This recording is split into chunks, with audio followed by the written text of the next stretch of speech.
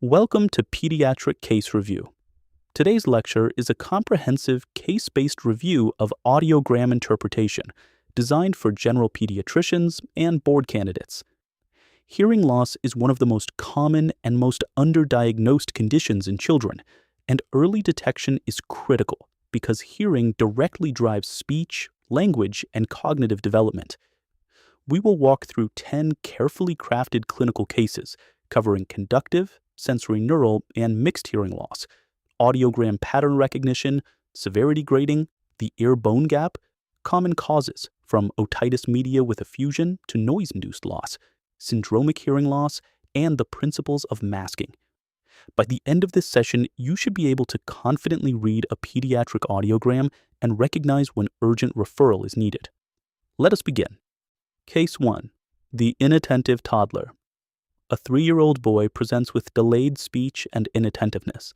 His mother reports he often asks her to repeat things and turns the television volume up high. On otoscopy, there are bilateral dull, retracted tympanic membranes with visible air fluid levels behind them. What type of hearing loss is most likely in this child? Option A, sensorineural hearing loss. Option B, mixed hearing loss. Option C, conductive hearing loss. Option D, central auditory processing disorder. The correct answer is option C, conductive hearing loss. This child has classic otitis media with effusion, which is the most common cause of acquired hearing loss in children worldwide. The pathophysiology is straightforward. Fluid trapped in the middle ear space dampens the movement of the tympanic membrane and the ossicular chain, blocking efficient sound transmission to the inner ear. Because the cochlea and auditory nerve themselves are completely intact, this produces a pure conductive pattern on the audiogram, with elevated air conduction thresholds, normal bone conduction thresholds, and an air-bone gap greater than 15 decibels hearing level. The clinical picture, speech delay, asking for repetition, and increased television volume, plus the otoscopic findings of retracted dull drums with fluid levels, makes this diagnosis straightforward. Case 2. The newborn screen. A 2-week-old female infant fails her newborn hearing screen bilaterally. On physical examination, she has a small, malformed right pinna, known as microtia, and a narrow external auditory canal on the right side. The left ear appears completely normal. Based on these findings, what is the most likely hearing status? Option A, bilateral sensorineural hearing loss. Option B, right conductive hearing loss with normal hearing on the left. Option C, right sensorineural hearing loss with left conductive hearing loss. Option D, bilateral conductive hearing loss. The correct answer is option B, right-sided conductive hearing loss with normal hearing on the left.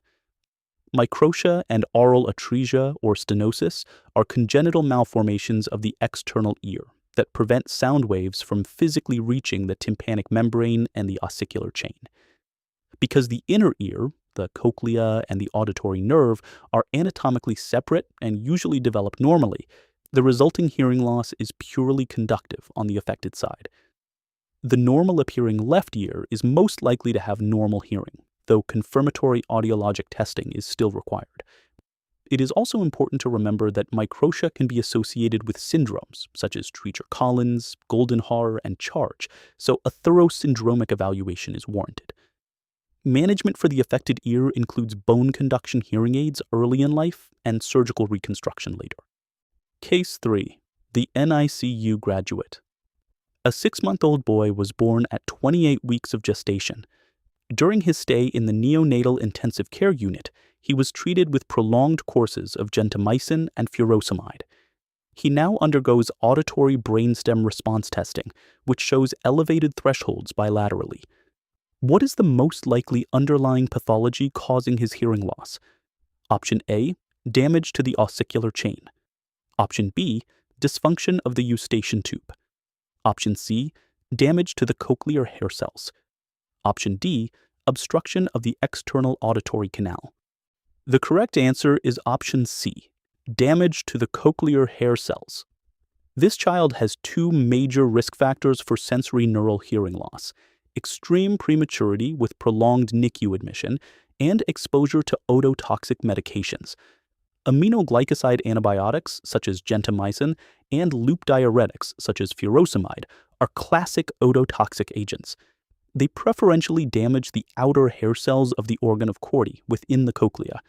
When these hair cells are damaged or destroyed, they cannot transduce mechanical sound vibrations into electrical signals for the auditory nerve, producing sensorineural hearing loss.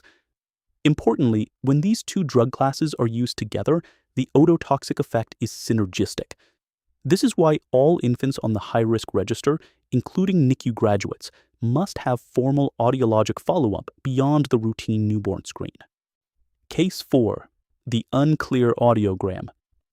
A 5-year-old girl undergoes pure tone audiometry. The results show air conduction thresholds of 45 decibels hearing level in the right ear and 10 decibels hearing level in the left ear. Bone conduction thresholds are 10 decibels hearing level bilaterally. Which of the following best describes her hearing? Option A, right moderate conductive hearing loss. Option B, right mild sensorineural hearing loss. Option C, left moderate conductive hearing loss. Option D, bilateral mild mixed hearing loss. The correct answer is option A, right moderate conductive hearing loss. Let us break down the interpretation step by step. First, the left ear. Both air and bone conduction are at 10 decibels hearing level, which is within the normal range of 0 to 20 decibels, so the left ear is normal. Now the right ear. Air conduction is 45 decibels hearing level, but bone conduction is only 10 decibels hearing level. The difference between them, the air-bone gap, is 35 decibels, which is much greater than the 15 decibel threshold that defines a significant conductive component. Because bone conduction is normal, the cochlea is working fine. The problem is purely in conducting sound to it. For severity, a threshold of 45 decibels falls into the moderate category, which spans 41 to 70 decibels in most pediatric classifications. So this is a right moderate conductive hearing loss with a normal left ear. Case 5. The sloping curve. A 12-year-old boy with a history of frequent loud music exposure through headphones presents with tinnitus. His audiogram shows normal hearing in the low frequencies, but there is a sharp drop in thresholds at 4,000 Hz, with slight recovery at 8,000 Hz, producing a classic notch in the curve. What is the most likely diagnosis? Option A, otosclerosis. Option B, noise-induced hearing loss. Option C, Meniere's disease. Option D, presbycusis. The correct answer is option B, noise-induced hearing loss. The audiometric signature is pathognomonic, a localized dip or notch at 4,000 Hz, with relative recovery at 8,000 Hz. The pathophysiology relates to cochlear anatomy. The basal turn of the cochlea, which is responsible for processing high-frequency sounds, is the most vulnerable region to acoustic trauma. Loud noise exposure damages the outer hair cells in this region first, producing the characteristic high-frequency notch. Noise-induced hearing loss is a form of sensorineural hearing loss, and it is increasingly common in adolescents because of personal listening devices, concerts, and recreational noise. Counseling is critical. Limit listening time, keep volumes below 60% of maximum, and use noise-canceling headphones rather than turning up the volume to drown out background noise. Hearing protection at concerts is essential. Case 6. The persistent fluid. A 4-year-old girl has had bilateral otitis media with effusion for 4 months, confirmed by flat type B tympanograms on both sides. Her audiogram shows a bilateral mild conductive hearing loss at 30 decibels hearing level, and she is now experiencing speech delay. What is the best next step in management? Option A, prescribe a 14-day course of amoxicillin. Option B, recommend bilateral hearing aids. Option C, refer for tympanostomy tube insertion. Option D, reassure the family and review in 6 months. The correct answer is option C, refer for tympanostomy tube insertion. 3 findings together make this child a clear surgical candidate: bilateral effusion lasting more than 3 months, documented hearing loss of 30 decibels, and an emerging speech delay. Tympanostomy tubes restore middle ear ventilation, drain the trapped fluid, equalize pressure, and rapidly normalize hearing. Antibiotics like amoxicillin are not routinely recommended for chronic otitis media with effusion because this is a non-infectious, sterile inflammatory effusion, not an acute infection. Any benefit is short-lived. Hearing aids can be considered as a temporary measure, but are usually secondary to surgical management when the cause is reversible. Waiting another 6 months in a child who is already showing speech delay risks further developmental harm, so watchful waiting is not appropriate at this point. Early intervention protects language acquisition. Case 7. The sudden loss. A 7-year-old boy presents with sudden onset of severe hearing loss in his left ear, which began following a viral upper respiratory infection. He also complains of dizziness. His audiogram shows a severe sensorineural hearing loss in the left ear across all frequencies, with air and bone conduction thresholds both elevated and overlapping between 70 and 90 decibels hearing level. The right ear is normal. What is the most likely diagnosis? Option A, acute otitis media.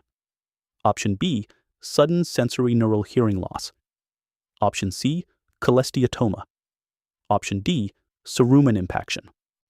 The correct answer is option B, sudden sensorineural hearing loss. This is an otologic emergency that every pediatrician must recognize immediately. The defining features are a rapid decline in hearing, typically over 72 hours or less, that is unilateral, sensorineural in nature with no air-bone gap, and often associated with tinnitus or vertigo. It is frequently idiopathic, but can follow viral infections, as in this case, and rarely it may be the first sign of a vestibular schwannoma or autoimmune disease. The urgent management pathway has 5 steps. First, immediate referral to otolaryngology. Second, audiometric evaluation to confirm sensorineural loss without an air-bone gap. Third, initiate systemic corticosteroids as soon as possible, ideally within 72 hours of onset. Fourth, close follow-up within 1 to 2 weeks. Fifth, consider magnetic resonance imaging to rule out retrocochlear pathology if there is no improvement. The window for steroid efficacy is narrow, so time matters. Case 8. The syndromic child. A newborn is diagnosed with Waardenburg syndrome. He has a classic